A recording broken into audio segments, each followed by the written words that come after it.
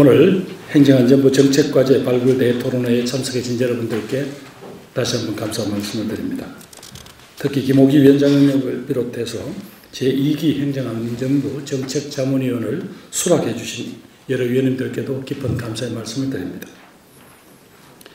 우리 사회는 그동안 성장에 치중해서 소득 불평등과 계층, 지역 간의 격차와 같은 사회적 갈등을 돌아볼 그런 겨를이 없었습니다. 성장 일변도의 정책을 추진했지만 정작 그 혜택은 소수에게만 독점이 되어서 모두에게 골고루 돌아가지 못했습니다. 이에 우리 문재인 정부는 지난 1년간 국민이면 누구나 차별 없이 인간다운 삶이 보장되는 더 나은 삶을 위한 다양한 정책을 추진해 왔습니다. 문재인 케어, 치매 국가 책임제가 시행되었고 기초연금, 장애인연금, 최저임금이 인상되었습니다. 9월부터 아동수당도 새롭게 지급되기 시작했습니다. 그러나 아직도 우리 공동체의 위기는 계속되고 있습니다. 소득 불평등 개선은 여전히 국민의 기대에 못 미치고 있습니다. 불평등한 사회 구조도 계속되고 있습니다. 대통령께서도 내년도 예산안 시정연설에서 말씀하셨습니다만 국민의 노력으로 우리는 잘 살자 하는 꿈은 어느 정도 이룬 것 같습니다만 함께라는 꿈은 아직도 멀기만 합니다. 우리 경제가 그동안 이룩한 외형적인 성과와 규모에도 불구하고 다수 서민의 삶은 여전히 힘겹기만 한 것이 사실입니다. 지난 2분기 출산율은 0.97에 불과할 정도로 급격히 떨어지고 있습니다.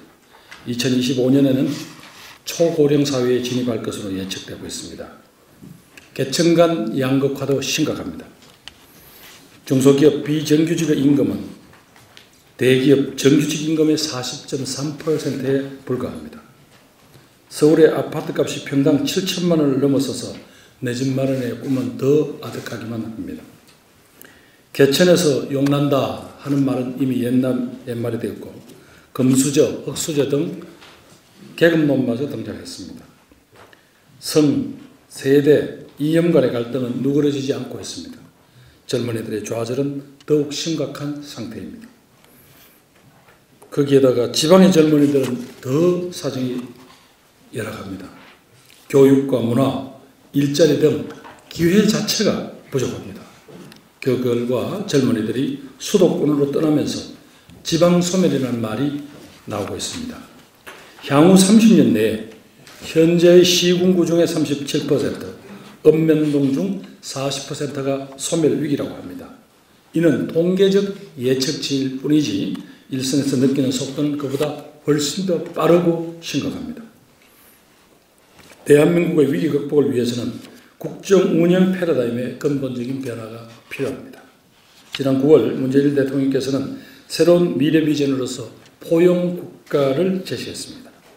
포용국가는 사회 안전망과 복지 안에서 국민이 안심할 수 있는 나라, 공정한 기회와 정의로운 결과가 보장되는 나라, 단 한 명의 국민도 차별받지 않는 나라라고 이렇게 전명하셨습니다. 정부에서는 범부처 협업을 통해서 포용국가 3개년 계획과 포용국가 2040 등 장단기 로드맵을 마련하기로 하였습니다. 대통령께서 말씀하신 것처럼 포용적 성장, 포용적 사회, 포용적 번영, 포용적 민주주의에 이르기까지 배제하지 않는 포용이 우리 사회의 가치와 철학이 될 때 우리는 함께 잘 살게 될 것입니다.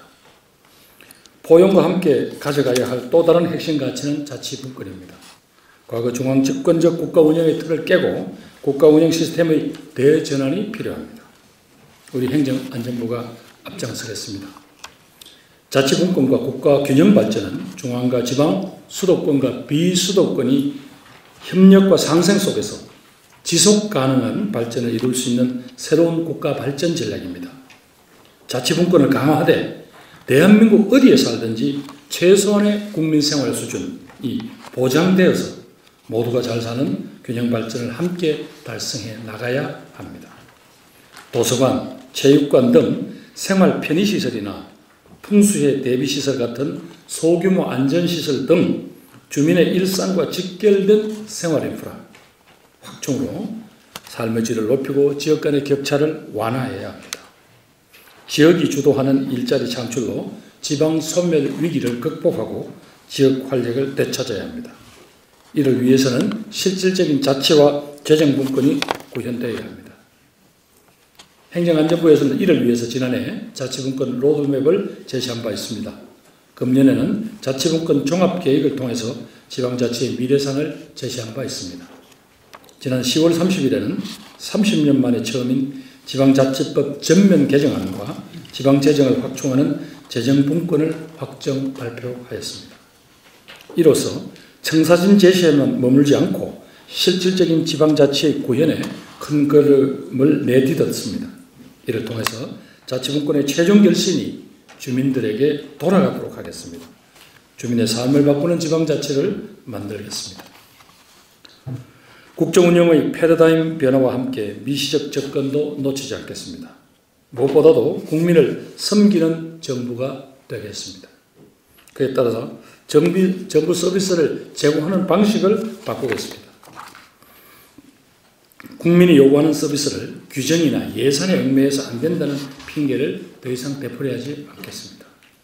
국민과 소통하고 정책 결정 과정에 국민이 참여케 함으로써 국민이 필요로 하고 공감하는 작지만 체감도 높은 서비스를 함께 발굴하고 제공하겠습니다.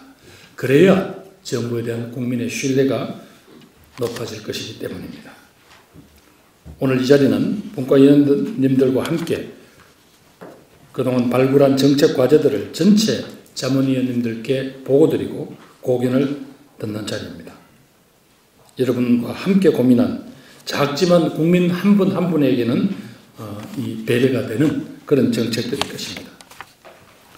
다시는 송파 새 모녀 사건 같은 안타까운 사고가 발생하지 않도록 다양한 행정 서비스가 어디에 있는지 몰라서 혜택을 받지 못하는 국민 개개인에게 행정 서비스를 선제적으로 안내하는 그런 맞춤 서비스, 휴일에 운행하지 않는 관용 차량을 기초생활 수급자나 한부모 가정 등 소외계층에게 무상으로 대여해주는 서비스, 일자리가 부족하여 취업까지 포기하는 이 시대 M4 세대 청년들에게 경제적 어려움을 조금이라도 덜어주기 위해서는 미성년자나 취업준비생 세대주들에게는 주민세를 면제하고 노인, 장애인, 다문화 가정 등 안전사각지대에 있는 분들에게는 맞춤형 안전교육을 확대하는 등 지역사회와 함께 공공의 이익과 공동체의 발전에 기여하여 사회적 가치를 구현하는 정책 과제들이 있습니다. 또한 지역 공동체의 논의 과정에 참여하고 싶어도 바쁜 일상으로 인해 참여할 수 없는 분들을 위해 어느 직장에서든지 공간을 쓸 수 있도록 하고 주민자치회에 쉽게 참여할 수 있도록 제도화하겠습니다. 민원 업무에 챗봇을 접목하여 바쁜 사람들이 시간에 구애받지 않고 휴일 없이 24시간 실시간으로 민원 상담 서비스를 받을 수 있도록 하겠습니다.